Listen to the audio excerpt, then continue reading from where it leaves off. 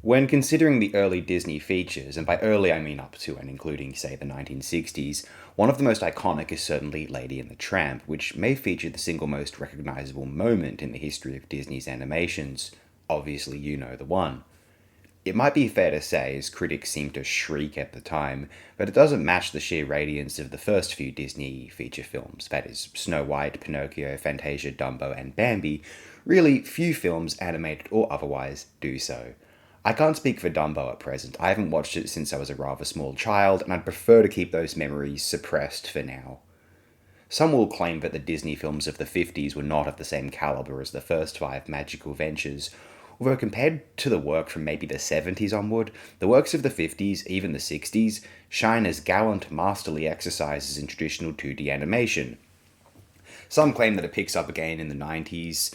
I'm not one who does. I do appreciate The Little Mermaid, but the rest are too saccharine and schmaltzy for me. Even Lion King, Beauty and the Beast tries a little bit too hard, though isn't without its merits. And I could never bring myself to like Aladdin that much, even as a younger primary school aged kid. So, bringing us to the subject of this piece, Lady and the Tramp, it may be the most widely liked of the five features Disney created in the 50s, which are, other than LATT, Cinderella, Alice in Wonderland, Peter Pan, and Sleeping Beauty.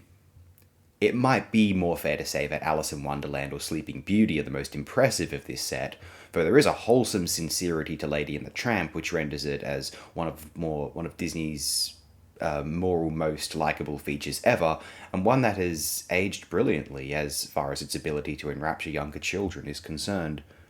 Maybe it is worth mentioning briefly, sometimes forgotten about, as the 1949 feature, The Adventures of Ichabod and Mr. Toad, which I would claim is one of the better Disney features and really deserves a bit more credit, or just remembrance, than it otherwise does. I also consider the free features Disney put out in the 60s to be of a pretty audacious and high quality. Who would dispute the classic Disney status of 101 Dalmatians? The Sword and the Stone is a highly affable mixture of the enjoyable Arthurian mythos, and The Jungle Book is my Disney film. Jungle Book 67 is the Disney movie that I was most attached to as a very young person because I really liked animal figurines and nature documentaries. David Attenborough was an early hero, weirdly enough. My parents decided to place on, as far as the Disney movies were concerned, Jungle Book, Lion King, and Tarzan for me. Jungle Book was the one I ultimately felt the most fondness for, and which I still adore in the present. I do understand that the likes of Snow White, Bambi, and Fantasia are certainly the superiors in terms of animation skill, though I think I will always love the Jungle Book most of any Disney feature throughout history. Those 70s efforts haven't aged well. Aristocats, Robin Hood, Rescuers, Many Adventures of Winnie the Pooh, and even less remembered are 80s flicks like Fox and the Hound, The Great Mouse Detective, and Oliver and Company. Obviously, Little Mermaid appeared at the tail end of these. But also one must give credit to 85's The Black Cauldron, which is one of the 10 best Disney features as far as I'm concerned. A seminal classic of feature-length animation that still doesn't quite get the praise it deserves, only because the likes of Aladdin, Lion King, or even that horrendous mid-late 90s works, Pocahontas, Hercules, Hunchback of Notre Dame, or I have to now say Tarzan also, still seem to get more attention than it. On those late 90s ones, Mulan is not so bad, the action sequences are pretty slick, and I have fond memories of watching it with our Year 3 primary school class when we were studying China, as inaccurate as it plainly is. Let's discuss those Disney features that came out in the 21st century then, and we're not including Pixar, mainly just out of convenience, but also as a genuine technicality. And keep in mind that I saw all of these as a kid, and even as a kid, some of these I thought were total trash. Silly old boring dinosaur, The Emperor's New Groove, which I thought was some Nickelodeon garbage for the longest time. Treasure Planet, sorry Noel Oakeshott, I saw it as a kid too, on video mind you, and it bored me aggressively. Lilo and Stitch, the second movie I ever saw in the cinemas after that live-action Scooby-Doo film.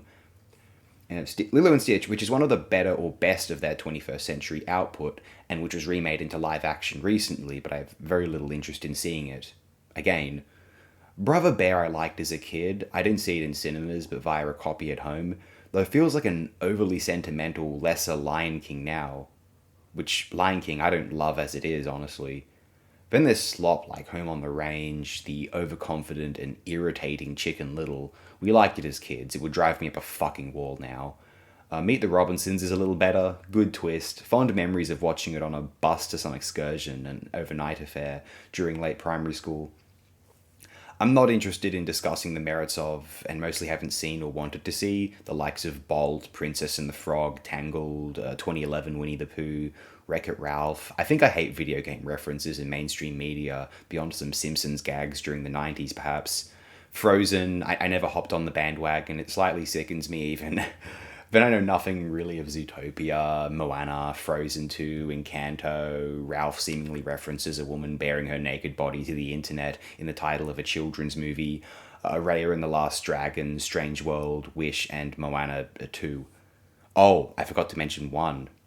2014's Big Hero 6. I'll be real, I quite like Big Hero 6. Not even jumping on the K-punk bandwagon, I wasn't aware that he was a fan until long after I'd seen it, or considered it still strong years later. Though it does make me feel validated, of course. I like the optimism, the fluid animation, the playful and enthused application of the superhero genre. It is a better superhero film than most comic book adaptations of the 21st century, that is for certain. And its abundance of riveting sci-fi gadgets. Also, frankly, I think it is nice that some kids can imagine having a friend like Baymax. It is wholesome, sweet, psychologically useful, and validates the existence of the lonelier kids that most grown-up Disney fans enjoy dismissing as lame, defective, or inferior, or whatever. Keep it in mind that most seemingly nice people, especially tragically of a performative, progressive bend, don't ask them to give any of their wealth away, though you'll get less than nowhere.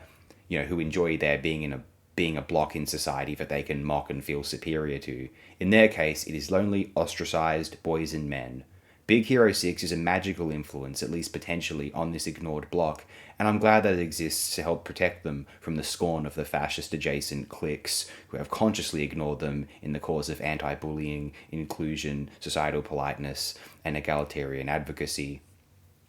Okay, let's bring it back to Lady and the Tramp. One of the most wholesome, fulfilling, modest yet thoroughly likable Disney features of all time, not worthy of any scorn. It has seen its 70th anniversary this year and wholly deserves to be remembered by our wider societies. If any insists on feeling some disdain toward the Disney films, then I suppose so be it. But to those who do express a fondness for Disney, and my fondness is overall measured, I feel little liking toward their work after the 60s, as I had claimed above. How they can potentially pass over Lady and the Tramp would be a baffling, unjustified mystery to me. A very lovely film, sans that infamous scene with the Siamese cats. This is back when Hollywood films still assumed that only white people would ever watch their movies, seemingly. Lady and the Tramp is one of the finer achievements in the Disney repertoire across time, and given the trajectory of Disney's output since the 60s or 70s, it will definitely remain so for as long as Disney itself keeps putting out feature films, especially of the tepid quality they've mostly embodied since the 70s, let's all face it. I did see this as a kid once and found it very memorable. I remember feeling sorrow when it seemed as though Trusty, the supposedly scent-challenged basset hound, had been killed by the impact of the crashing dog catcher wagon, and greatly uplifted when it was revealed that he had in fact survived this ordeal. Possibly the best of the Disney dog movies, although I might feel more overall fondness for the similarly lovable and excellently aged 1961 triumph 101 Dalmatians. Whatever the case, at least unlike 101 Dalmatians, there'll never be a yucky live-action or computer-generated 3D animated rendition of Lady and the Tramp. Oh, wait a minute. Fuck. These things aren't marketed toward me anymore, so I either don't realize or forget that they exist. Disney is the devil. Any 20th century Marxist who scorned Disney had no idea how right they were, although they critiqued Disney at a time when I feel the films at least held immense artistic merit still. Beyond the 70s, as I said, I feel this is a challenging opinion to hold, at least for myself. If Disney disappeared, it is difficult to imagine anyone truly caring that much. The kids have plenty of media to watch now, they wouldn't give a stuff. The adults who like Disney with a creepy Peter Pan-esque fixation upon their sheltered childhoods only like what they saw as little kids, and everyone else considers them satanic either figuratively or even literally. America is so skilled at producing frenzied crazies, isn't it? So if Disney vanished tomorrow, honestly, as long as we still have access to their older, superior works, hell, so bloody be it.